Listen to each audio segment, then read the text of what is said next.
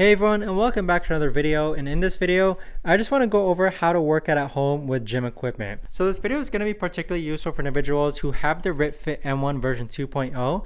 And so if you don't know what that is just yet, I'll explain to you what this power rack is. But what's really cool about this is that the RitFit M1 version 2.0 has a Smith machine bar for safety, a pull-up bar, and it's a dual pulley system with a seated row attachment and a landmine attachment. Now, what's really cool about RitFit is that they actually include this workout poster that you see right over here.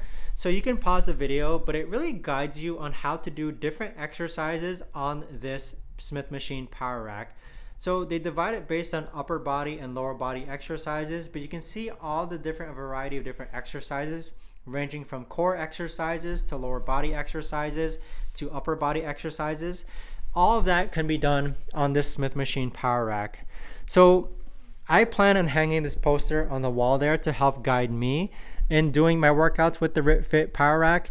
But if you're a beginner, I'd say this is a really good rack to get, especially to just start off. It cost me around like $1,000 on Amazon, but they might have a coupon if you check the link down below in the description. But thanks so much for watching, everyone, and I'll see you guys all in the next video.